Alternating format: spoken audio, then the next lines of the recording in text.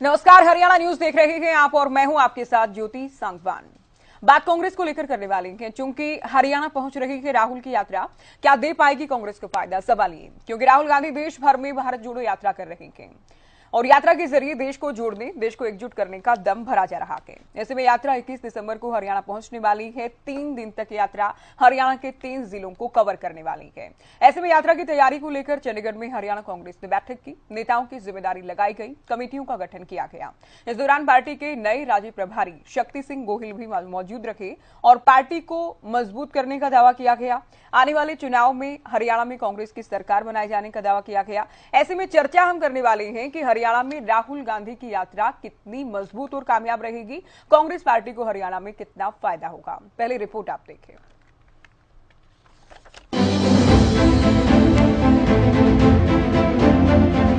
कांग्रेस नेता राहुल गांधी की भारत जोड़ो यात्रा देश भर में जारी है। 21 सितंबर को हरियाणा में यात्रा प्रवेश करने वाली है। राहुल की यात्रा को लेकर हरियाणा कांग्रेस तैयारी में जुटी है। चंडीगढ़ में हरियाणा कांग्रेस ने बैठक बुलाई। बैठक में रणनीति बनाई गई। पार्टी के अलग अलग नेताओं की अलग अलग जिलों में जिम्मेदारी लगाई गई। बैठक में पार्टी के नए नवेले पार्टी प्रदेश प्रभारी शक्ति सिंह गोहिल भी पहुंचे। बैठक के बाद उन्होंने दावा किया कि आगामी चुनाव में कांग्रेस हरियाणा में जीत हासिल करेगी। भारत जोड़ो यात्रा को लेकर कहा कि देश को जोड़ने वाली ये ऐतिहासिक यात्रा है। दुनिया भर में अपनी तरह की पहली यात्रा है। राहुल गांधी जी की इस यात्रा में बहुत ही बड़ा समर्थन और प्यार देश के लोगों ने राहुल गांधी जी की यात्रा को दिया है। अब हरियाणा में राहुल गांधी जी राजस्थान बॉर्डर से आएंगे।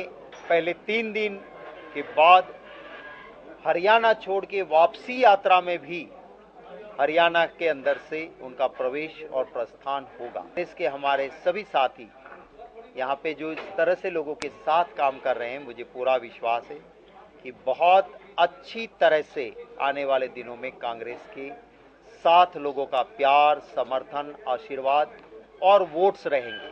यहाँ 2 चरण में होगी। एक बार यहाँ से जाते वक्त हरियाणा के अंदर से यात्रा पसार होगी और रिटर्न में भी पूरा रूट आप लोगों के साथ साझा किया जाएगा जैसे ही यात्रा नजदीक आएगी, क्योंकि कुछ चीजें सिक्योरिटी की वजह से भी हम एडवांस में जो हमें वहां से कहा गया। दूसरी ओर हरियाणा के पूर्व मुख्यमंत्री और नेता प्रतिपक्ष भूपेंद्र हुड्डा ने दावा किया कि राहुल गांधी की भारत जोड़ो यात्रा हरियाणा में बेहद कामयाब होने वाली है। भारत जोड़ो यात्रा के लिए विधायकों की विधायक दल में कोई खास जिम्मेवारी लगाएगी? सभी विधायक कोऑपरेट करेंगे उसमें। सब विधायक की जिम्मेवारी जैसे और वहाँ लगाई है सबके सारे विधायकों। यात्रा के हरियाणा इंचार्ज बनाए गए महेंद्रगढ़ से कांग्रेस विधायक रावदान सिंह ने हरियाणा न्यूज से खास बातचीत में यात्रा का रूट बताया। पहले 3 दिन मेवात से शुरू होगा, फिरोजपुर जिरका से, और फिर मैंने बताया नूह सोना होकर के फरीदाबाद और फिर राजघाट पे जाएंगे। फिर 5-6 दिन का गैप है। वो इसलिए है कि ये गाड़ियां तकरीबन 3000 किलोमीटर चल करके आ रही हैं। उन गाड़ियों की सर्विस और मेंटेनेंस भी यहाँ पर देखी जाएगी और 5-6 दिन के गैप के बाद में यात्रा का शुभारंभ दोबारा से उत्तर प्रदेश होते हुए फिर पहले वीक के अंदर हरियाणा में प्रवेश करेगी। और जब हरियाणा में प्रवेश करेगी तो एक बड़ी रैली जो है हरियाणा के अंदर आयोजित की जाएगी, जिसमें मोस्ट लाइकली पानीपत का लक्ष्य रखा गया है कि वहां पर इस रैली को बनाया जाएगा और इस रैली को कामयाब करेंगे। एक ऐतिहासिक रैली उस क्षेत्र के अंदर होगी। उसके बाद इस रैली के बाद फिर से वो यात्रा का शुभारंभ रखेंगे और वो कुरुक्षेत्र, करनाल, अम्बाड़ा होते हुए पंजाब के अंदर प्रवेश करेंगे। बता दें, भारत जोड़ो यात्रा हरियाणा में 2 चरणों में होने वाली है। पहले चरण में नूह से गुरुग्राम और फरीदाबाद, अगले चरण में पानीपत से लेकर जीटी रोड बेल्ट के जिलों को कवर किया जाएगा। लेकिन सवाल ये, यात्रा से हरियाणा में कांग्रेस को कितनी मजबूती मिलेगी? क्या हरियाणा कांग्रेस के सभी नेता एकजुट नजर आएंगे और हरियाणा वासी राहुल गांधी के साथ चलेंगे या फिर नहीं? साथ ही पहले राज्यसभा की सीट और उसके बाद आदमपुर उपचुनाव में हार का सामना करने वाली कांग्रेस को क्या संजीवनी इस यात्रा से मिलने वाली है, ये भी देखना दिलचस्प होगा। Bureau report, Haryana news.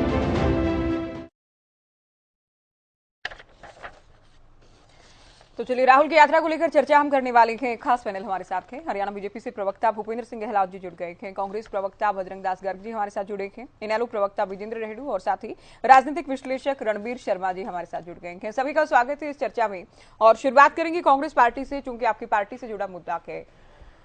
क्या कुछ उम्मीद कर रहे हैं बजरंग दास जी राहुल के हरियाणा आने से? 3 दिन तक ये यात्रा निकालने की और उसके बाद दूसरा आवाज बढ़वाना ज्योति जी। जी जी, चलिए आप आवाज भी हम बढ़वाते हैं। आप ये बताएं कितनी उम्मीद कर रही है हरियाणा कांग्रेस राहुल गांधी की यात्रा से?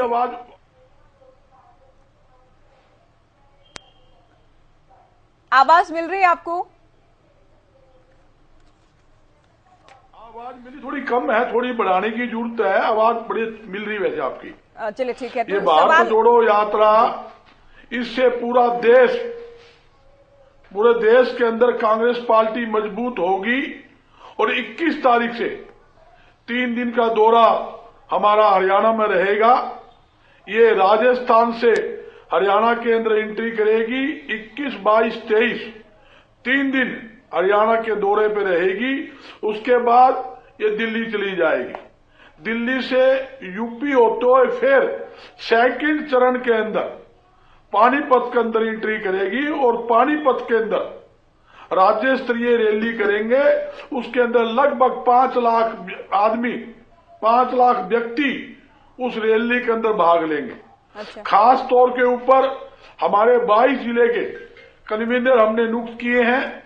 उसके साथ साथ 14 अलग अलग कमेटियां और बनाई गई है, जिसके अंदर टेंट की व्यवस्था है, खान पान की व्यवस्था है, ठहरने की व्यवस्था है, यहां तक कि ट्रांसपोर्ट की व्यवस्था है, प्रचार कमेटी है। इस तरह की 14 कमेटियां उसमें हमने अलग कमेटियां बनाई है, ताकि अलग अलग कमेटियां की ड्यूटियां लगेगी, अपने स्तर पर टीम में काम करेंगी। जितने भी हमारे विधायक है, पूर्व विधायक है, पूर्व एमपी है और जितने भी हमारे सीनियर नेता है, सभी को स्टेट स्तर की कमेटी में, जिला स्तर की कमेटी के अंदर एडजस्ट किया गया है। और मैं एक बात तो बताता हूं, ये जब 21 तारीख को एंट्री करेंगे, लाखों की तादाद के अंदर हरियाणा वासी राहुल गांधी जी जो हरियाणा में एंट्री करेंगे भारत जोड़ो यात्रा में, उनका जोरदार स्वागत किया जाएगा। और सड़कों के ऊपर इतनी भीड़ होगी, मतलब देखने लायक होगा प्रदर्शन। मैं एक बात और कहना चाहता हूं ज्योति जी, पूरे देश के अंदर ये भारत जोड़ो यात्रा बड़ी कामयाब हो रही है, लाखों लोग जुड़ रहे हैं। और मुझे एक उम्मीद ये भी है, जैसे महाराष्ट्र के अंदर जब जनसभा हुई, वहां पर लगभग 2 लाख से ज्यादा आदमी महाराष्ट्र के अंदर था, मगर ये रिकॉर्ड भी हम हरियाणा के अंदर महाराष्ट्र का तोड़ेंगे, इसमें कोई दो राय नहीं। जहां 21, 22, 23 को जो ये भारत जोड़ो यात्रा चलेगी, 21, 22, 23 को भी जनसभा रखी गई है। 3 दिन जनसभा भी होगी, ताकि लोगों के साथ सीधा सवाल जवाब जोड़ने की जो बात है, 3 दिन वहां जनसभा भी इसके अंदर रखी है। खास तौर पे हरियाणा की जनता कांग्रेस की तरफ देख रही है, क्योंकि जो भारतीय जनता पार्टी से जनता बेहद दुखी है। आज बेरोजगारी है, महंगाई है, कानून व्यवस्था की खराब स्थिति लगा लो आप, उद्योग ठप हो चुके हैं, व्यापार ठप हो चुके हैं, अनेकों ऐसे मुद्दे हैं जिससे हर एक आदमी दुखी है। और हर एक आदमी चाहता है 2024 के अंदर हरियाणा के अंदर और केंद्र के अंदर कांग्रेस की सरकार बने, और जनता के आशीर्वाद से हरियाणा में और केंद्र में कांग्रेस की सरकार बनने जा रही है। ज्योति, इसमें कोई दो राय नहीं। गहलोत जी, राहुल गांधी आ रहे हैं और तैयारियां कांग्रेस में तेज हैं, हरियाणा कांग्रेस तैयारी कर रही है। क्या बीजेपी के खेमे में कोई हलचल है? क्योंकि देश भर में जहां जहां से यात्रा निकली, कांग्रेस नेता आरोप ही लगाते हैं कि बीजेपी बौखलाहट में है, बीजेपी डर गई है इस यात्रा से। देखिए, ये इनकी पार्टी का मामला है। इनकी पार्टी का कोई नेता अगर पदयात्रा कर रहा है तो बीजेपी को तो उससे कोई तकलीफ नहीं है। और दूसरा, हरियाणा में जो आपने एकजुट होने की बात की, मैं ये कहता हूँ गुलाम नबी आजाद से बड़ा नेता तो शक्ति सिंह गोयल है नहीं। और उन्होंने भी जब प्रभारी बने थे तो कोशिश की थी इन सब को एक बस में रोकने का काम किया था, और ये बस सारे हरियाणा में घुमाई थी। और जैसे ही बस आके रुकी, सब उतर के अलग अलग दिशाओं में भाग गए। और इनका क्या हुआ? देखिए, आज कांग्रेस पार्टी तो खत्म हो गई है। आप कहीं देख लो, आज दिल्ली के नतीजे आए हैं, 2.5 का आंकड़ा भी पार नहीं कर पाए। और मैं कहता हूं कल चुनाव के नतीजे गुजरात के भी आएंगे, इनका कितना बुरा हाल होगा। और मैं हरियाणा की भी बात करूं कि 2005 में जो भजन लाल जी के नेतृत्व में 67 लोग जीत कर आए थे, उसके बाद 2005 में जब भूपेंद्र हुड्डा को कमान मिली तो 2005 से लेकर आज तक एक भी चुनाव कांग्रेस पार्टी हरियाणा में नहीं जीती। चाहे 2005 के बाद 2009 का चुनाव हुआ हो, चाहे 2014 का चुनाव हुआ हो, चाहे लोकसभा का चुनाव हुआ हो, और चाहे ये नगर पालिका नगर परिषद। जीती क्यों नहीं? सत्ता में बताइए। रिपीट तो किया 2009 में, भले ही बहुमत नहीं मिला, वो तो आप लोगों को भी इस बार नहीं मिल पाया। नहीं, देखिए मैं ये कहना चाहता हूं, डेफिनेटली बहुत कम हुई, लेकिन सरकार तो बनाई ना। पूरी मैं ये कहना चाहता के बाद पहला मौका था जब किसी पार्टी ने इस तरह से रिपीट किया या सीएम ने रिपीट किया। बिल्कुल मैं उसका जवाब देना चाहता हूँ। 2007 में 67 लोग चुनाव जीत कर आए थे जी। और 2009 में कितने आए? 2009 में कितने आए? 40।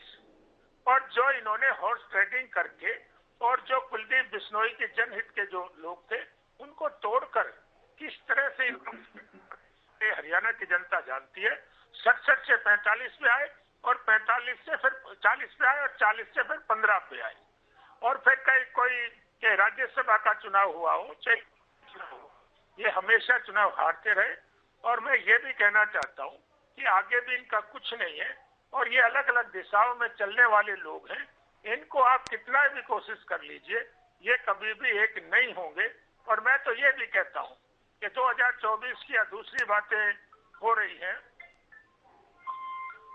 जी, दूसरी जो बातें हो रही हैं, मैं तो ये भी कि 2024 से पहले तो कोई ना कोई ये और, क्योंकि ये कभी किसी की हैसियत पूछ ले। ब्रेक हो रही है अभी। अगर साहब कोई कमेंट आप करना चाह रहे हैं? इनका कहना यह है कि हुड्डा साहब को जब से कमान सौंपी गई, 67 जो विधायक आए थे वो स्वर्गीय भजनलाल की अगुवाई में आ गए थे, ठीक है, उसके बाद 40 पर आ गए, फिर 15 पर आ गए, उसके बाद कोई इलेक्शन ऐसे आप लोगों ने जीता नहीं।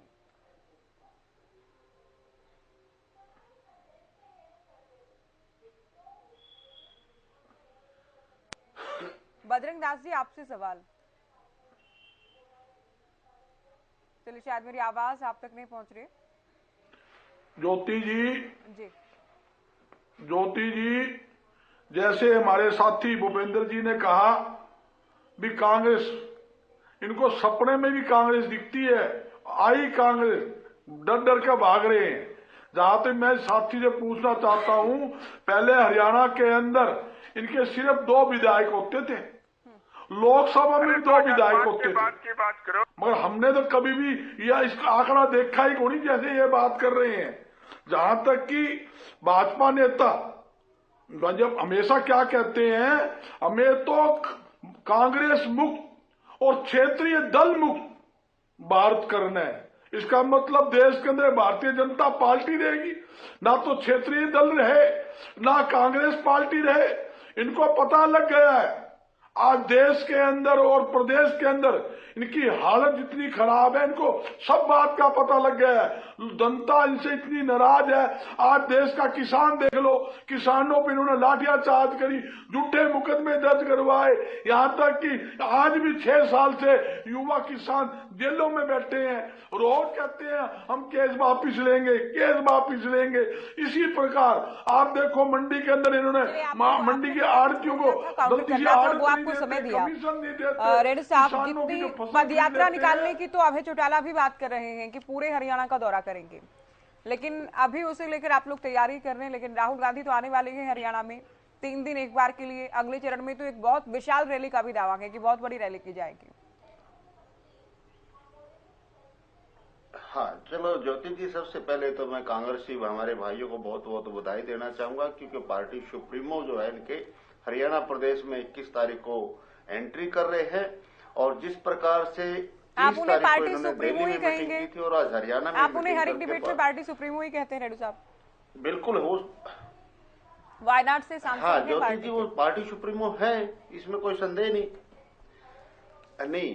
क्योंकि देखिए, जिस प्रकार से जिस नेता के आगमन के लिए, जिसकी तैयारियों के लिए पूरी कांग्रेस, जिसमें राष्ट्रीय अध्यक्ष है, प्रदेशाध्यक्ष है, उनके स्वागत की तैयारियों में जब लगते हैं तो वो पार्टी सुप्रीमो ही कहलाए जाएंगे, और वो असल में है भी पार्टी सुप्रीमो। आप मुझे ये बताएं कि अभय चौटाला अगर पदयात्रा करेंगे, अभय अगर पदयात्रा करेंगे, आपकी पूरी पार्टी जिसमें राज्य कार्यकारिणी, जिला कार्यकारिणी, सभी आप कह सकते हैं कि जो कार्यकर्ता नेता अगर तैयारी में लगेंगे, तो क्या अभय चौटाला इनेलो की सुप्रीमो हो गए? सुप्रीमो हो गए क्या? आप भी जब पदयात्रा निकलेगी, आप भी पैनल पर आया करेंगे?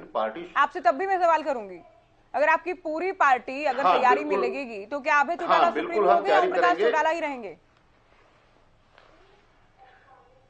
देखिए, ओम प्रकाश चौटाला जी हमारे सुप्रीमो हैं, और आफ्टर दैट अभय सिंह चौटाला जी हमारे पार्टी सुप्रीमो हैं। अच्छा। क्योंकि पार्टी की कमान को आज के दिन अभय सिंह जी चौटाला हर लिहाज से संभाले हुए हैं, और हालांकि राहुल गांधी जी और अभय सिंह चौटाला में बहुत डिफरेंस है। अच्छा। क्योंकि अभय सिंह चौटाला पार्टी की कमान को संभाले हुए हैं, उसको गति दिए हुए हैं, लेकिन राहुल गांधी गति नहीं दिए हुए हैं, बल्कि खानदानी के हिसाब से उनको सुप्रीमो मान लिया गया है। हकीकत में वो कार्य नहीं है, परंतु एक परिवार के हिसाब से उनको माना गया है। लेकिन अभय सिंह ग्राउंड पर काम करते हैं और पार्टी को संभालने का भी काम करते हैं। ज्योति जी, देखिए, जो बात अभी हमारे भूपेंद्र सिंह जी कह रहे थे, मैं उस पर आना चाहूंगा। इन्होंने कहा कि 2009 में कांग्रेस ने हॉर्स ट्रेडिंग कर करके अपनी सरकार बनाने की बात की। अरे भूपेंद्र गहलावत जी, आपने 2019 में कौन सी ट्रेडिंग की थी? ये तो आपके सामने है, आपकी भी 40 सीटें थी और इनकी भी 40 सीटें थी। वो तो कहे जो हॉर्स ट्रेडिंग ना करता हो। नहीं, इन्होंने तो गठबंधन किया ना। नहीं, ये डिफरेंस है। नहीं, तथ्यात्मक बातें गलत नहीं जाने दूंगी मैं। ये तो गठबंधन हुआ ना, या फिर निर्दलियों ने समर्थन दिया? निर्दलियों के समर्थन से भी भारतीय जनता पार्टी बहुत आसानी से सरकार बना रही थी। ठीक है, गठबंधन किया तो गठबंधन की सरकार बन गई। लेकिन 2009 में जो हुआ, हजका के विधायक जिस तरह से आए, उसके बाद अदालत का फैसला भी आया, वो सारा आपकी जानकारी में है। तो आप तुलना ना ही करें तो बेटर केस को लेकर। हाँ, लेकिन गोवा में क्या किया इन्होंने? गोवा में हॉर्स ट्रेडिंग नहीं की? क्या 8 के 8 विधायक तोड़ करके अपनी पार्टी में शामिल करने का काम किया? क्या वो हॉर्स ट्रेडिंग नहीं थी? क्या मध्य प्रदेश में हॉर्स ट्रेडिंग नहीं की? क्या इन्होंने महाराष्ट्र में प्रयास नहीं किया हॉर्स ट्रेडिंग? तो हरियाणा का 2019 का ना कहें आप, हरियाणा का 2019 का ना को उन्होंने लेकर के आए और वहां पर सरकार। हाँ, तो नहीं, ये हॉर्स ट्रेडर तो इंडियन लेवल के, राष्ट्र लेवल के हॉर्स ट्रेडर, एक हरियाणा के हॉर्स ट्रेडर की बात करते हैं। ये तो राष्ट्रीय स्तर के हॉर्स ट्रेडर है, पूरे राष्ट्र में हॉर्स ट्रेडिंग करने का काम करते हैं। खैर छोड़िए, आज के डिबेट के मुद्दे पर आते हैं। ज्योति जी, मैं कहना चाहूंगा कि जिस प्रकार से राहुल गांधी जी 21 तारीख को हरियाणा प्रदेश में प्रवेश कर रहे हैं, पहली बात तो ये है, देखिए कि ये हरियाणा प्रदेश में एंट्री करने के बाद पहले 3-4 स्टेट को, डिस्ट्रिक्ट को कवर कर रहे हैं। फरीदाबाद है, पलवल है, नूह है, मेवात साइड में जाकर के दिल्ली रेस्ट करेंगे। उसके बाद पानीपत में जनसभा करके, पानीपत एंट्री करके जनसभा करने की इन्होंने बात कही है अभी कांग्रेस के प्रवक्ता बजरंग दास गर्ग जी ने। और उसके बाद फिर ये करनाल, कुरुक्षेत्र, अंबाला होते हुए पंजाब जा रहे हैं, जो कि इन्होंने बताया है आपके चैनल के ऊपर अभी हमने बजरंग दास जी को सुना। तो मैं ये कहता हूं, क्या ये 6-7 डिस्ट्रिक्ट ही हरियाणा प्रदेश के हैं, या बाकी के जो 15-17 डिस्ट्रिक्ट और बच गए? तो क्या ये 6-7 डिस्ट्रिक्ट को टच करने से मात्र से ही ये जोड़ने की बात करते हैं? ज्योति जी, है भारत जोड़ो यात्रा। एक और सवाल मेरा बजरंग दास गर्ग जी से है, भारत कहां से टूटा हुआ था जो इनको जोड़ने का काम कर रहे हैं? भारत तो एक सूत्र में बंधा हुआ है, पूरी बाउंड्री हमारी मजबूत है और एक सूत्र में बंधा हुआ। भारत तो जोड़ने की जब जरूरत पड़ती कि कोई टुकड़ा हमसे अलग हो गया और उसको जोड़ने के लिए कांग्रेस ने पदयात्रा की है। तो ये भारत जोड़ो यात्रा न कह करके मैं कहना चाहूंगा, इन्होंने कांग्रेस को जोड़ने की एक यात्रा की है। और जो हरियाणा प्रदेश में ये एंट्री कर रहे हैं, और जिस प्रकार से भी हमारे दूसरे साथी ने भी बताया कि गुलाब नबी आजाद थे, केसी वेणुगोपाल जी थे, जो बड़े बड़े विवेक बंसल जी थे, बड़े बड़े प्रभारी रहे। अभी शक्ति सिंह जी की कितनी शक्ति हरियाणा प्रदेश में काम करेगी वो तो आने वाला समय ही बताएगा। लेकिन मुझे नहीं लगता कि इस यात्रा से हरियाणा प्रदेश में लेस मात्र भी कांग्रेस पार्टी को फायदा होने वाला है, क्योंकि वो सुप्रीमो है, वो आ रहे हैं, इसलिए उसकी यात्रा को जरूर ये एक सफल बनाने का प्रयास करेंगे। लेकिन जिस प्रकार से अभी बताया गया, गुलाब नबी आजाद ने सभी नेताओं को बस में बिठा करके हरियाणा दर्शन करवाने का काम किया था और उसके बाद सभी अलग अलग हो गए थे। वही हालात आज भी होने वाले हैं। इस यात्रा के बाद वही हालात एज इट इज हरियाणा प्रदेश में कांग्रेस के बने रहने हैं, इसमें किसी प्रकार की कोई संदेह नहीं होना चाहिए। केवल जीटी रोड को ये कवर करके हरियाणा को जोड़ने का यदि प्रयास कर रहे हैं तो मैं मानता हूं कि ये नहीं होगा। और आज प्रदेश में जिस प्रकार से चाहे वो गहलावत जी ने बात रखी, आपकी इसी बात को आगे ले जाते हुए रणवीर शर्मा जी, आपने सुना, सभी पैनलिस्ट को आपने सुना, भारतीय जनता पार्टी ये बात भी ठीक है कि बहुत बुरा हाल है और आगे इंडियन नेशनल लोकदल पार्टी की तरफ हरियाणा प्रदेश देख रहा है। हरियाणा में जब राहुल गांधी आएंगे तो पहले नूह, उसके बाद गुरुग्राम और फिर फरीदाबाद, उसके बाद एक बार फिर से यूपी से जब एंट्री करेंगे तो पानीपत, और पानीपत से जीटी रोड बेल्ट की जो हरियाणा के जिले हैं वहां से फिर पंजाब निकल जाएंगे अम्बाला से होते हुए। तो इन्हीं जिलों को चुने जाने के पीछे क्या मकसद आप देख रहे हैं, और क्या इन्हीं जिलों में से यात्रा गुजरेगी और कांग्रेस पार्टी का दावा है कि इससे मजबूती मिलेगी, तो क्या केवल इन्हीं डिस्ट्रिक्ट में मजबूती की जरूरत है कांग्रेस पार्टी को? ज्योति में मेरे से सवाल है? जी बिल्कुल, आपसे रणवीर शर्मा जी। ओके, देखिए, जो भारत जोड़ो यात्रा कांग्रेस ने निकाली है ये तो बात सही है कि इनको कुछ न कुछ लाभ जरूर होगा, पर एक नंबर 2, इनके जो कार्यकर्ता थोड़े से ढीले हो गए थे या यूं समझिए थे उनकी आशाएं कम हो गई थी, उनको थोड़ा सा बल मिलेगा। नंबर 3, जो इनकी गुटबाजी है वो भी थोड़ी सी खत्म हो गई। लेकिन मेन जो मुद्दा है, चाहे वो बीजेपी देखें या लोकदल वाले देखें, कि भी ये उस यात्रा को किस लेवल पे समझ रहे हैं, या आपने जो सवाल किया है कि क्या इन्हीं जिलों में है, यात्रा का एक सिस्टम हमेशा पार्टी बनाती है कि उन्हें किन किन जिलों से जाना चाहिए। जहां जहां उनके कार्यकर्ता ज्यादा एक्टिव होते हैं, जो मैं समझ रहा हूं, हो सकता है मेरी बात ये दूसरी तरफ ना लें, जहां जहां इनके कार्यकर्ता ज्यादा एक्टिव इन्हें लग रहे हैं उनकी तरफ, उन जिलों की तरफ ये ज्यादा आगे बढ़ रहे हैं।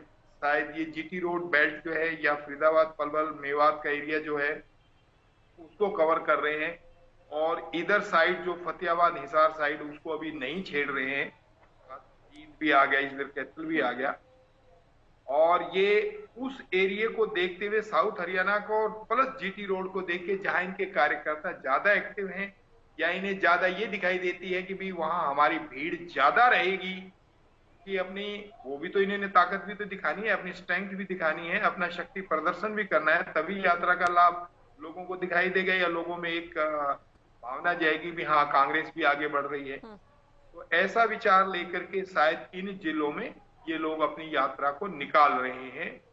और जहां तक इनके कार्यकर्ताओं का सवाल है, वो मैं समझ रहा हूं कि भी उनके अंदर भी एक सिस्टम जुड़ेगा, इस यात्रा से उनको लाभ होगा, उनके अंदर जोश आएगा कि भी हाँ हमारा राहुल गांधी या उनका सुप्रीमो जो कहिए कि उनका मेन लीडर है, हालांकि प्रधान इनके दूसरे हैं, लेकिन आज भी राजनीति उस परिवार की तरफ ही घूम रही, ये भी सच्चाई है। बिल्कुल, वो आ रहे हैं तो नेचुरली ये उसी स्वागत के तौर पे उसको आगे बढ़ाएंगे। तो तीसरी बात इसमें मेन जो मैं आगे के लिए देख रहा हूं वो ये है कि जो इनकी विशेष तौर से 5 जगह गुटबाजी है, वो सबको जग जाहिर है, चाहे भूपेंद्र सिंह हुड्डा की हो, चाहे शैलजा की हो, चाहे किरण की हो या सुरजेवाला जी, ये ग्रुप है इनके 5 के, और इनके कार्यकर्ता भी उन्हीं ग्रुपों में बैठे हुए हैं।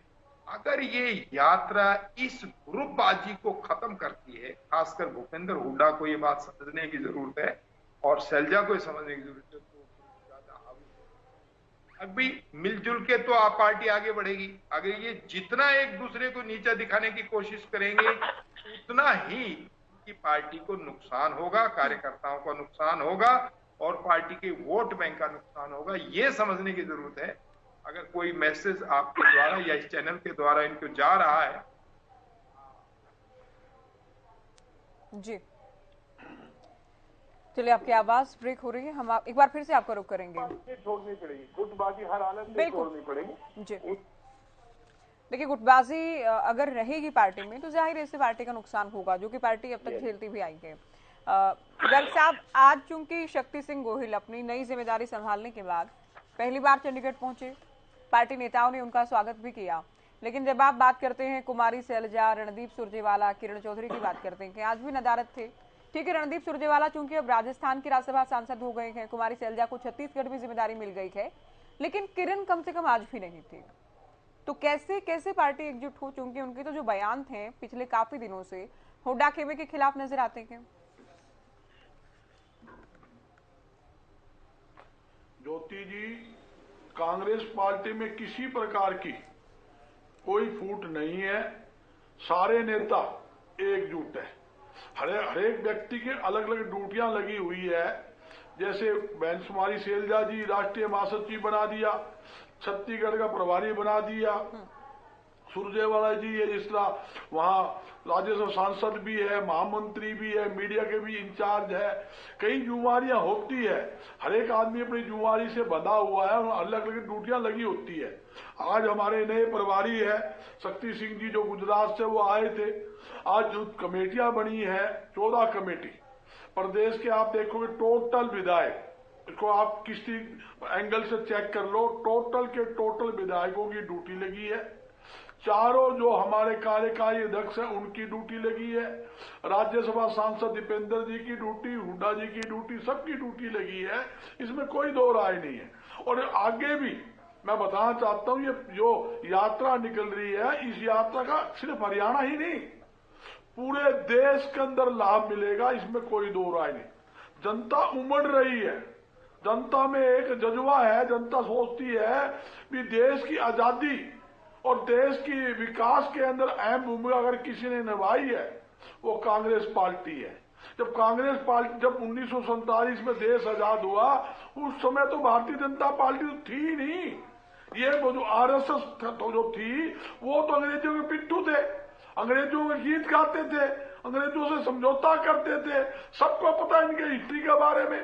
और मेरे साथी कहते हैं कि कांग्रेस, अरे भैया तुम तो वो लोग हो, तुमने चलती सरकार, महाराष्ट्र में चलती सरकार गिरा दी, मध्य प्रदेश में चलती सरकार गिरा दी, जो जिसके ऊपर इनकम टैक्स की रेड पड़ी, ईडी के छापे पड़े, जो शिंदे को आप भ्रष्ट कहते थे, इससे भ्रष्ट आदमी नहीं, उनके पीछे ईडी लगाकर उसको दबाव में घेरा।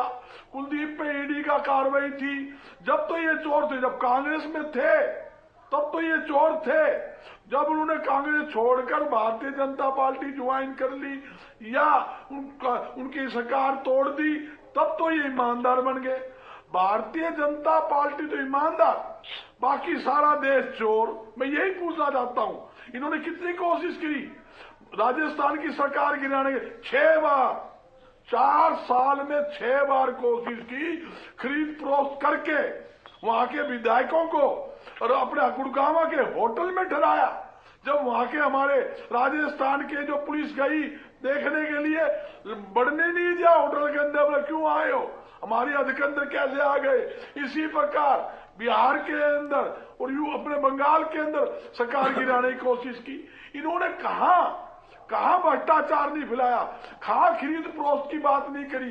ये तो वो लोग हैं ईडी का, सीबीआई का, इनकम टैक्स का दबाव दिखाते हैं और लोगों को पैसे के बल पर खरीद कर सरकार बनाते हैं, सरकार चलाते हैं।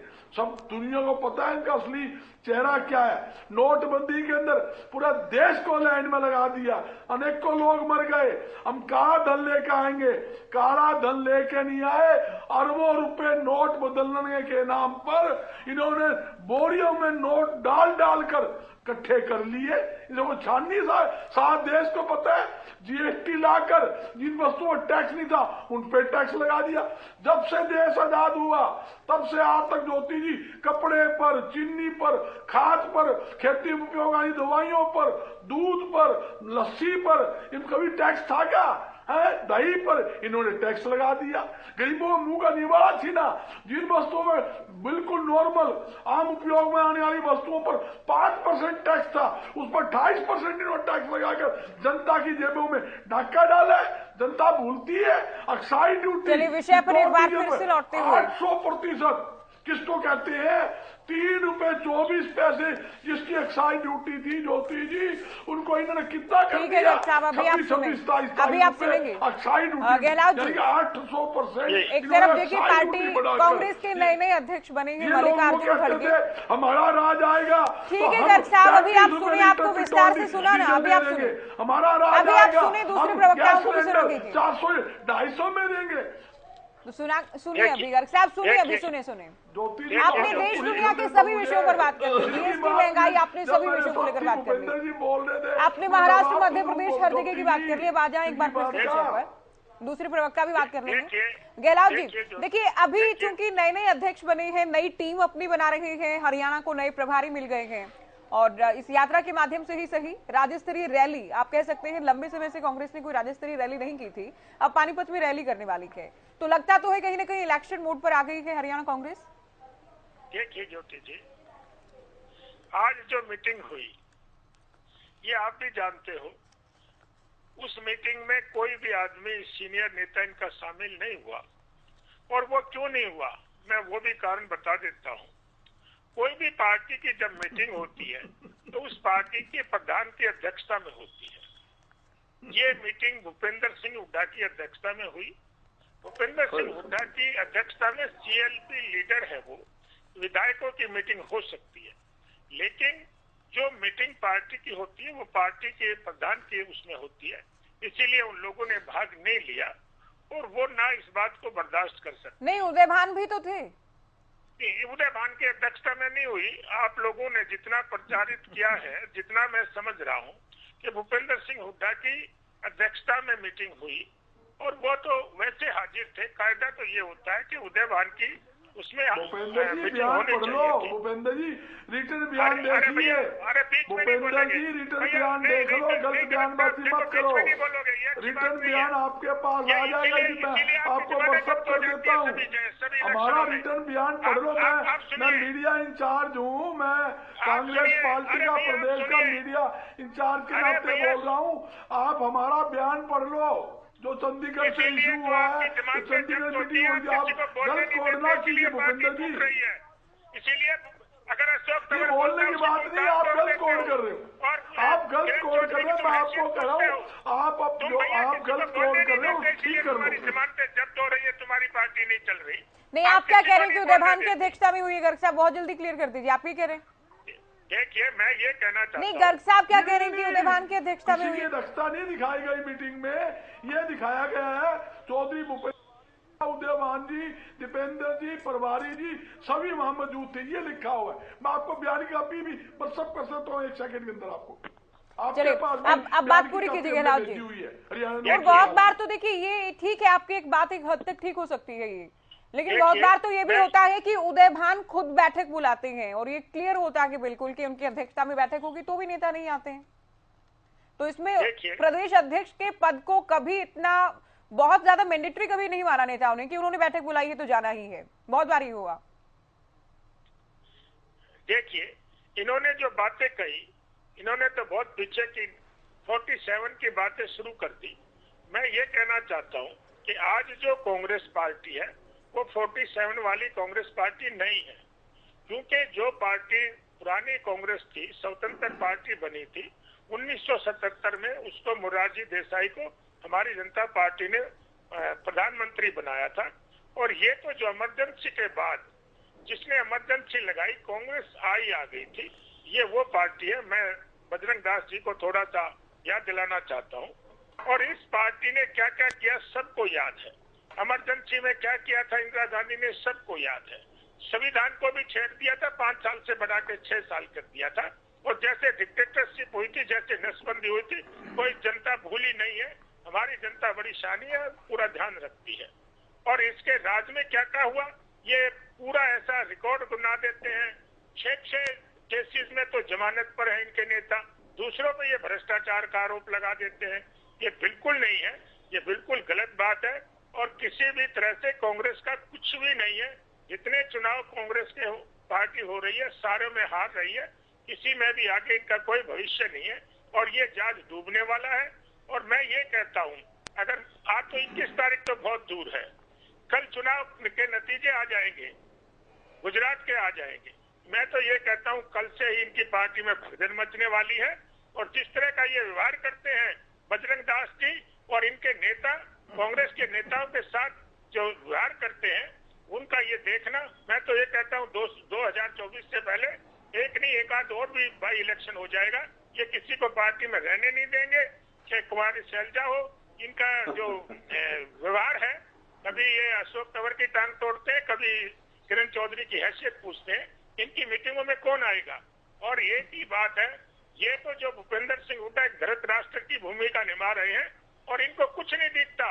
अपने बेटे के अलावा इनको पार्टी की कोई चिंता नहीं है। और मैं तो ये कहना चाहता हूँ, पहले ये भारत जोड़ो यात्रा राजस्थान से गुजरी है, तो पहले तो राजस्थान की पार्टी टूटेगी और मैं जल्दी ही राजस्थान के बाद हरियाणा का नंबर आएगा। कांग्रेस कोई नहीं है, सब भगदड़ मच जाएगी। कांग्रेस में कुछ है ही नहीं, इनका कोई ना वोटर रहा और जगह किसी भी स्टेट में चुनाव होते हैं इनकी बुरी हालत हो जाती है। इनके कितने लोकसभा में इनके एमपी हैं, कहाँ ये पार्टी थी? जितने भी चुनाव हो रहे हैं जब से राहुल गांधी ने उन्होंने संभाला है मोर्चा, सारे के चुनाव हारते जा रहे हैं। कितनी इनकी दुर्दशा हो गई।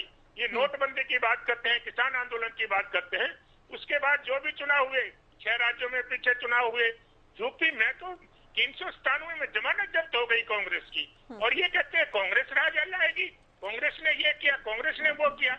और जो क्लीन चिट देती है जनता देती है, हमारे को बजरंग दास ग्रुप से लाइसेंस लेने की जरूरत नहीं है। जितने चुनाव हुए सब में भारतीय जनता पार्टी जीती है।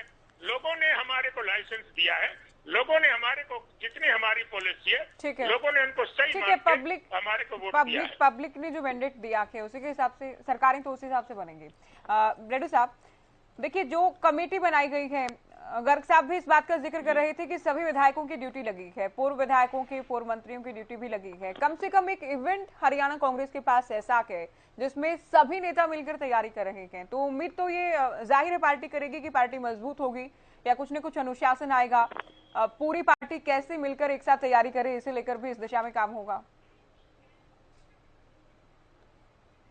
हाँ ज्योति जी, देखिए मैंने पहले ही कहा है कि कांग्रेस पार्टी की न केवल हरियाणा प्रदेश में बल्कि देश में ही बहुत भयंकर फूट है और हरियाणा प्रदेश में और भी ज्यादा फूट है, जिसका जो सैंपल है पहले भी हम सुन भी चुके हैं। जिस प्रकार से कृष्ण मूर्ति हुड्डा ने और सुभाष बत्रा जी ने, किरण चौधरी जी ने पहले ही ये अनाउंसमेंट किया हुआ था कि हम यात्रा में तो जरूर शामिल होंगे, लेकिन हम अपना दुख भी रोने का काम करेंगे और यहाँ के स्थानीय जो नेता है उसके खिलाफ हम अपनी बात रखने का भी काम करेंगे। मुझे सब तो संदेह है, जो पानीपत की राज्य स्तरीय इन्होंने रैली रखी है, कहीं उस रैली के मंच के ऊपर ही ड्रामा ना हो जाए और यहाँ पर फिर से एक तरह से वही बात निकल करके आएगी कि हरियाणा में दोबारा से फिर फूट बहुत बड़े स्तर पर हो जाएगी। और जो आज कांग्रेस के हरियाणा प्रदेश में हालात हैं, इसके जो यात्रा है, यात्रा के बाद कहीं ना कहीं ये फूट और ज्यादा भी बढ़ेगी।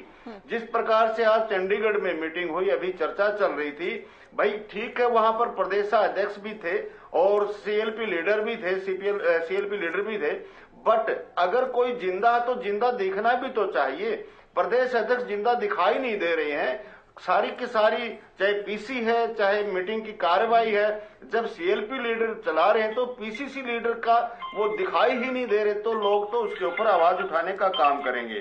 दूसरी बात, इन्होंने कहा कि इस रैली से, यात्रा से बहुत बड़ा प्रभाव पड़ने वाला है। ये सितंबर महीने में शुरू हुई थी, 7 सितंबर में कन्याकुमारी से शुरू हुई और आज जो है 7 दिसंबर है। बजरंग भाई एक मिनट बजरंग भाई एक मिनट, बड़े भाई, 7 सितंबर से शुरू हुई और 7 दिसंबर है ज्योति जी।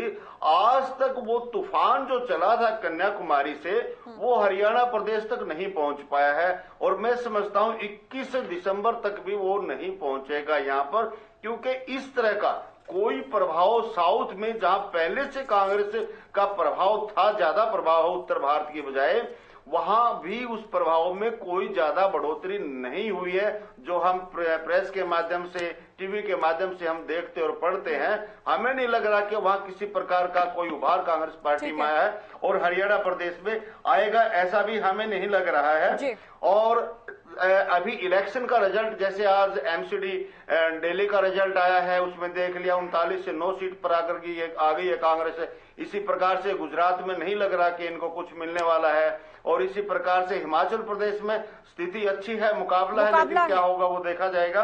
बट कांग्रेस कहीं भी गेन, ठीक है, कल चर्चा करेंगे, ठीक है। रणवीर शर्मा जी, आपको याद होगा राहुल ने पहले भी यात्रा निकाली, यूपी इलेक्शन से पहले यात्रा निकाली। अक्टूबर 2016 में दिल्ली पहुंचे, वहां हरियाणा कांग्रेस के नेताओं में सिर्फ फुटबॉल की स्थिति देखी गई। अशोक तंवर की ओर से गंभीर आरोप लगाए गए, हुड्डा गुट पर, हुड्डा खेमे पर आरोप लगाए गए। तो उस वक्त भी गुटबाजी चरम पर थी, शिखर पर थी, और जो हुआ उससे पहले शायद हरियाणा की राजनीति में कभी नहीं हुआ था। अब क्या ये उम्मीद की जा सकती है कि हरियाणा कांग्रेस एकजुट नजर आएगी, एकजुट हो पाएगी, क्योंकि राहुल गांधी एक बार फिर से यात्रा लेकर आ रहे हैं?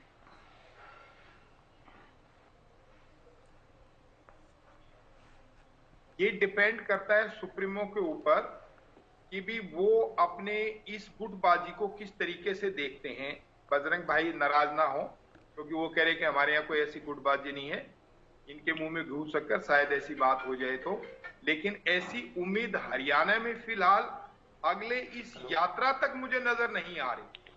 अगर ऊपर से कोई विशेष मतलब हिदायत अगर होगी, खासकर हुड्डा जी को और शैलजा जी को, अगर आपने एकजुट होकर हमें दिखाना है और ये मैसेज सारी यात्रा में जाना चाहिए, तो शायद ये चुप रह जाएं।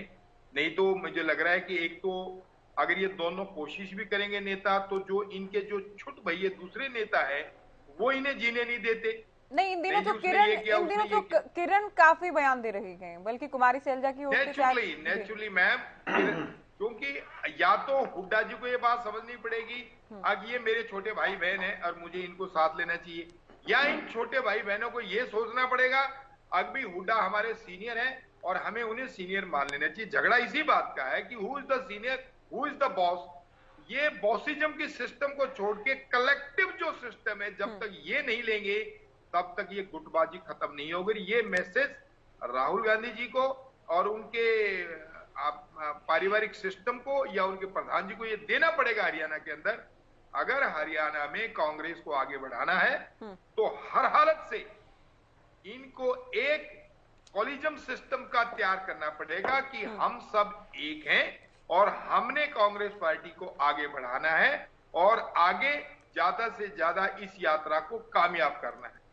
अदरवाइज तो फिर इनका वही गुटबाजी होगी, वो अपनी अपनी स्ट्रेंथ दिखाएंगे। हुड्डा जहां से दिखाएगा वो अपने लोगों को बढ़ाएंगे, शैलजा अपने को बढ़ाएंगी, कोई पगड़ी का सिस्टम बनाएगा, कोई चुन्नी का सिस्टम बनाएगा, उसमें फिर इनकी खिचड़ी बन जाएगी और जग हंसाई होगी। तो मेरी इनसे निवेदन है कि ये मैसेज याद करके ऊपर तक दें।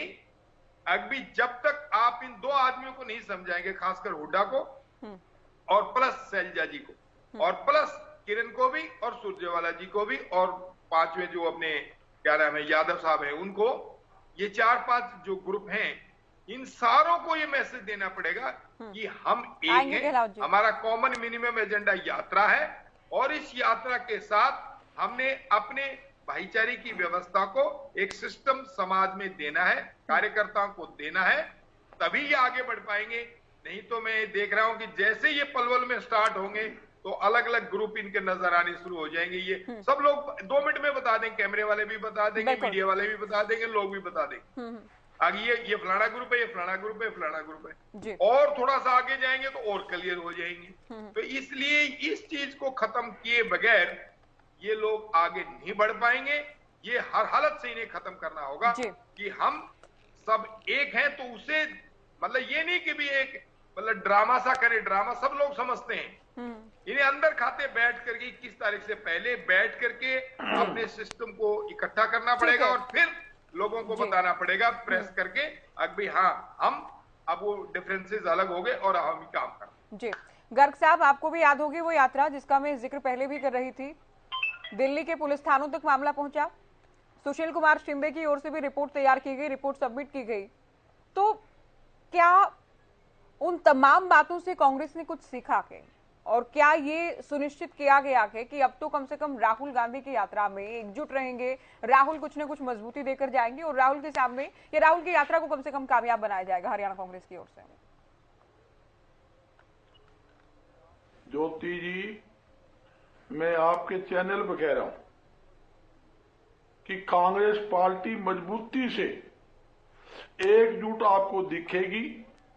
किसी प्रकार का कोई गुटबंदी तो दूर की बात है, मतलब कहीं आपको नजदीक ही नहीं आएगी।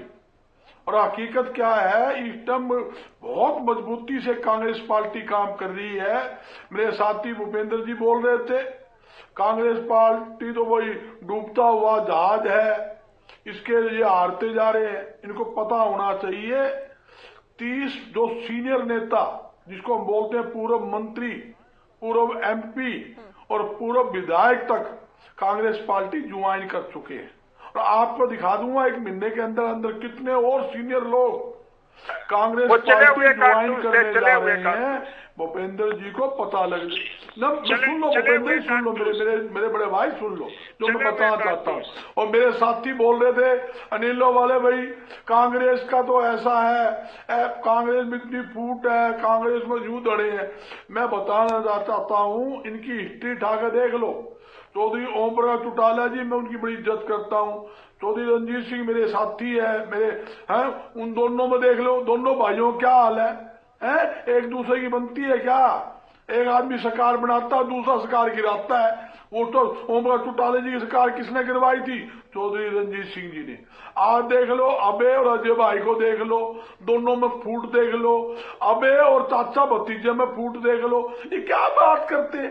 ये सरसा तक सीमित एक पार्टी है, बात करती है ऑल इंडिया की, बात करती है वो उत्तरी भारत की, बात करती है महाराष्ट्र की, बात करती है राजस्थान की। भाई तुम्हारा घर संभाल लो, तुम्हारा स्टेशन संभाल लो, कि तुम कहां खड़े हो, तुम्हारे पैर के नीचे जमीन नहीं, एक विधायक लेके बैठे हो, बात करते हो कांग्रेस के खिलाफ। अरे भाई कांग्रेस वो पार्टी है जिस देश के अंदर सुई नहीं बनती थी उस देश में जहाज बनाने का काम किया। आज भारतीय जनता पार्टी वही तो चीज बेच रही है जो कांग्रेस ने बनाया था। कौन क्या कहां से आए? भारतीय जनता पार्टी कुछ बनाया? सारी जितनी सरकारी प्रॉपर्टी थी आज देश के प्रधानमंत्री जी बेचने में लग रहे हैं। अभी ये भी ले लो, ये भी ले लो, ये भी ले लो, ये सब कांग्रेस की बनाई हुई है, कांग्रेस की बनाई हुई देन है। यहाँ हरियाणा की बात ले लो, एक यूनिट भी बिजली इन्होंने हरियाणा में पैदा नहीं की। बिजली के जितने थर्मोप्लांट आगे ले जाते हैं क्योंकि समय बहुत कम है। गहलोत जी, आपने कहा कि हुड्डा की अध्यक्षता में बैठक हुई, तो हुड्डा तो आज के टाइम में आप कह सकते हैं हरियाणा कांग्रेस के सबसे बड़े नेता हो गए हैं। चूंकि नेता प्रतिपक्ष वो हैं, उनके बेटे राज्यसभा सांसद हैं, कांग्रेस के प्रदेश अध्यक्ष उनके खेमे से आते हैं, 4 कार्यकारी में से 1 कार्यकारी अध्यक्ष उनके हैं। और अब भी आप ये कह सकते हैं कि अगर पार्टी प्रभारी भी उनके साथ मिलकर चलते हैं, कदम ताल मिलाते हैं, तो जाहिर है वो तो बड़े नेता थे ही। और ये जो यात्रा होने वाली है वो इनके लिए भी परीक्षा होगी कि कितनी कामयाब ये यात्रा रहती है, कितनी सफल रहती है। देखिए, जब बंसल जी को प्रभारी बनाया था तो शुरू में उसका भी ऐसे ही स्वागत किया था जैसे आज रोहिल जी का किया है। और मैं ये कहना चाहता हूँ, अगर ये इनकी रबड़ स्टैंप नहीं रहेंगे, कठपुतली नहीं रहेंगे, तो बहुत जल्दी इनको भी हटाने की मुहिम शुरू कर दी जाएगी। और ये तो मैं कहता हूँ, हमारे रणबीर जी ने कुछ सुझाव कांग्रेस के लिए दिए थे। मैं तो ये कहना चाहता हूँ, क्या धृतराष्ट्र ने श्री कृष्ण का सुझाव माना था? क्या भीष्म पितामह का सुझाव माना था? क्या द्रोणाचार्य का सुझाव माना था? आज उसी स्थिति में भूपेंद्र सिंह हुड्डा हैं। उनको किसी का कोई सुझाव, कांग्रेस जाए भाड़ में जाए ना जाए, वो तो सिर्फ उनको तो एक अपना पुत्र दिखाई देता है और उससे अलावा कुछ नहीं दिखाई देता। जैसे महाभारत में सब कुछ तहस नहस हो गया था, लेकिन दुर्योधन को कोई सीट नहीं मिली थी। नहीं देखिए, हो सकता है कि आप इसको, आपको अधिकार के पूरा कहने का, और बीजेपी इसे ऐसे देखती हो, लेकिन सभी विधायक भी तो, लगभग सभी विधायक भी तो उनके साथ है ना। जो नेता उनके साथ नहीं है, उनके साथ वोट भी नहीं दिखते हैं, उनके साथ दूसरे विधायक नहीं दिखते हैं। डर क्यों रहे हैं फिर कांग्रेस से? ये तो बहुत। और अगर आपको ये लगता है कि पार्टी प्रभारी की उनसे अगर नहीं बनी तो उनकी भी छुट्टी हो जाएगी, इसका मतलब भूपेंद्र हुड्डा इतनी पावर रखते हैं कि पार्टी हाईकमान उनके हिसाब से फैसले लेगा? नहीं ज्योति जी, अगर सारे विधायक इनके साथ रहे हैं और गर्ग जी भी बहुत दावा करते थे, तो इनका राज्यसभा में क्यों नहीं जीता? राज्यसभा का चुनाव क्यों हार गए? सभी विधायक इनके साथ थे, तो आप बताइए। कोई जब चुनाव आता है, कोई मौका आता है, कोई नहीं वो बात भी जब चलती है तो हम उसे भी कहते हैं कि राज्यसभा में विधायक होने के बावजूद भी नहीं भेज पाए अजय माकन को। ये बताइए ना कैसे किसी ने अंतरात्मा की आवाज नहीं सुना। चलिए अभी समय नहीं आगे चर्चा के लिए। आप सभी का बहुत शुक्रिया, आप लोगों ने हरियाणा न्यूज की चर्चा के लिए वक्त निकाला। तो राहुल गांधी हरियाणा आ रही है, यात्रा से हरियाणा कांग्रेस को कितनी मजबूती मिलेगी, हरियाणा कांग्रेस हरियाणा में इस यात्रा को कामयाब बनाने के लिए कितनी मेहनत करती है, क्या सभी नेता एकजुट नजर आते हैं या फिर नहीं, साथ ही हरियाणा का आम हरियाणा वासी यात्रा से कितना जुटता है, इसे लेकर चर्चा की फिलहाल दीजिए इजाजत। नमस्कार।